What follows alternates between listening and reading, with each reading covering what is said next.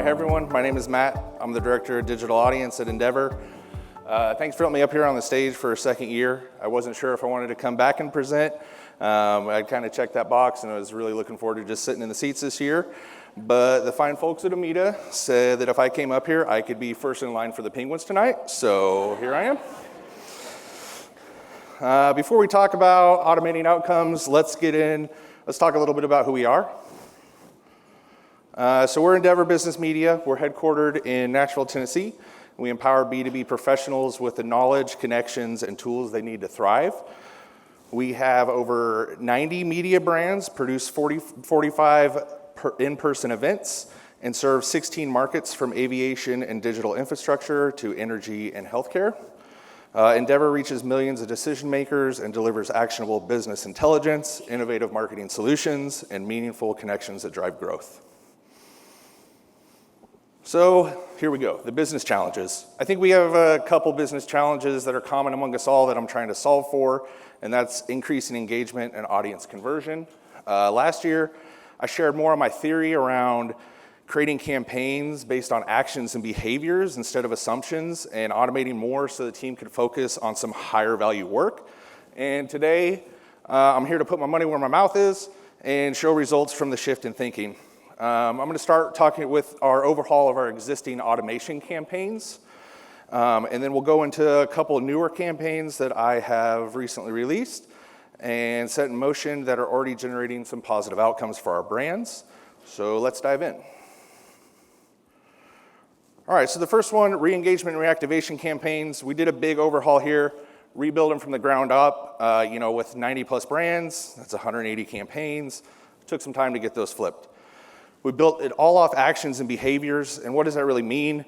Our newsletter offers are dynamic. They're based on site visits, other tags that we have. We're matching newsletters to our site content. And in our reactivation campaign, we have dynamic content based on the site visits and asset tags. And so we're matching editorial ebooks with our audience-specific interests. A little bit of the old versus new. Our old campaigns, hate to say it, but you manually updated, that content gets stale pretty soon. We have a filter, it was very filter based, so it could cause you to miss elements or miss emails based on if you met or did not meet the criteria. And then we really didn't have anything that was dynamic outside of the first email. The new ones, everything is dynamic. There's no filters in the campaign besides fatigue filters, and our content recommendations are always keeping content fresh. So real quickly, this is what they look like, very simple and straightforward. You'll see in the middle on the re-engagement, those are just fatigue filters. Everything on the back end is taken care of through dynamic content. And then on the reactivation, again, very straightforward campaign, but that's because all the power is within the email itself. And so a little bit of outcomes and impacts. This is Q1. So we're already up 65% year over year increase in our reactivation numbers. Our re-engagement numbers are up 154% year over year, and which means we've nearly reactivated $1 million worth of audience in just the first quarter alone. So one of my newer campaigns that I want to talk about is our trending content. And this is, right now we have solving for the problem of keeping content updated or manually sending out those top stories, whether it's monthly, bi-monthly, weekly, whatever you're doing there. Right now, these campaigns eat up really precious time. In the new campaigns, kind of what we replace. So we replaced the manually selected articles.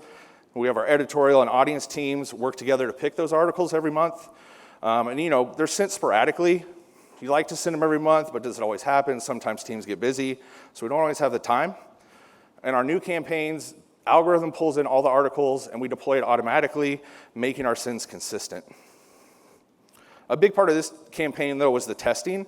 To get the algorithm refined and get it into where we needed it. We test the subject lines, email design, everything. We start with one brand and then roll it out to everything else. A little bit of the outcomes and impacts here.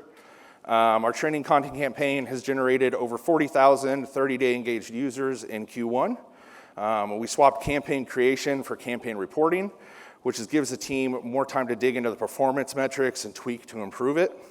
We were able to move a task off our editors. So they're no longer having to spend time working with us to select articles to feature manually. It's all done automatically. Next one I want to talk about is our newsletter prospector campaign. Again, I'm trying to solve here for the problem of remembering to send out newsletter campaigns on a regular basis, especially when your brand has multiple newsletters that can get intense. One of my brands has like 14. I'm not going to create 14 campaigns a month.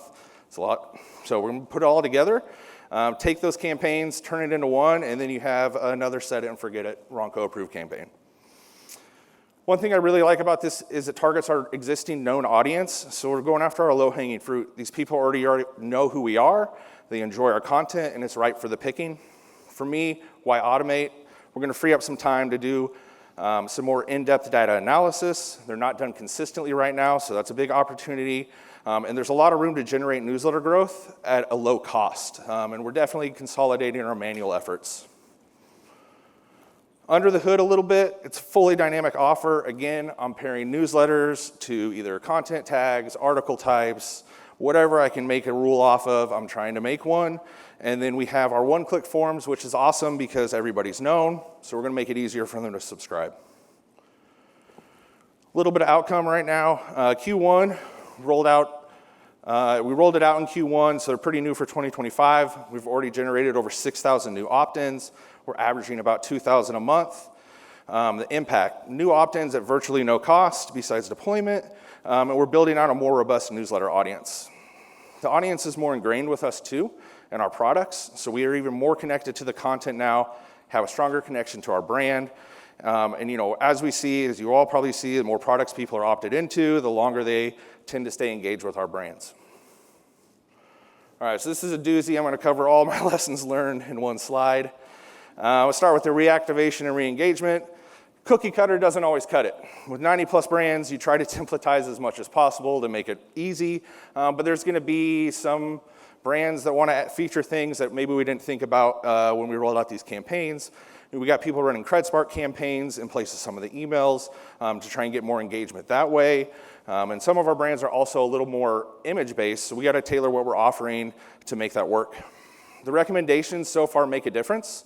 We're seeing emails with the content recs. They have higher clicks, driving more people to our site. And like I said earlier, I'm going to throw the kitchen sink at them. Think about all the first-party data that you're collecting and how that could work for you. A lot of it is our analytics data that we're looking at. Take, for example, you have all your products and contents, and you have your tags and site tags and all that. You can use that behavioral information to serve more informed and targeted offers. On the trending content campaign, it's hard to give up control, not only for us, but editors as well.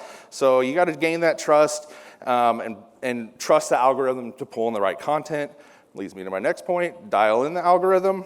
It can take some trial and error when you're trying to figure out what is going to work for the brand and if it's not pulling in the right content. We do a lot of excluding by multiple ways. So page type, URL pattern, excluded pages, I use about every option they offer. And the right frequency is key. That could be its own entire presentation, but figuring out the right frequency for the audience promotions is one of the more important things to me. I always like to think of myself as, I gotta keep stopping that. I always like to think of myself as being in the audience, and so, I don't want to email every day probably from you, so let's figure out what's the best way to do it. Also, these people are active, so, we don't want to be over promoting and lose them, so opt-outs is big too. Our newsletter prospector is kind of like a, duh Madden statement, but one-click forms equal higher conversions. We originally didn't run the one-click forms for subscriptions, and we did an A/B test and saw a huge increase with the one-click. Not all brands are equal. Some of our mid-sized brands are actually generating more of the opt-ins right now. We have a mid-sized brand that generates 8% of all the newsletter opt-ins, so it's kind of figuring out how to work together. And go hog wild with your dynamic rules. Really, use whatever data point you have to help filter and get down to a specific audience segment. When it's all automated, getting really granular is okay because you aren't spending hours creating a campaign for just 100 people. So what's next? More automation, right? I'm not going to stop until Amanda takes the keys away from me. I'm going to automate whatever I can and whatever makes sense. Consistency is key, and so far automation, it makes it very consistent. I'm gonna get a lot more granular with my dynamic rules. As I mentioned, so many data points to make rules out there. Get in, dig around, and I bet you'll be surprised at what you find. And I'm gonna try a lot more weird things. What data points do we have that would cause someone to act? If someone's only interested in ebooks, serve them that. If they're only taking surveys, same thing. Give the people what they want, not what we think they want. When I look at storytelling across other media, how do I bring that into the marketing we do? Getting really weird, I've got some campaigns I'm working on that are based on how South Park tells stories. So bringing those kind of things into our campaigns to try and drive engagement. And lastly, as I hit on, nothing is truly fully automated here. We're either updating the audience, switching up subject lines, or changing visuals. And there's always a bit of little human work that goes into making these campaigns tick. Thanks for letting me share today, and catch me later with all the penguins.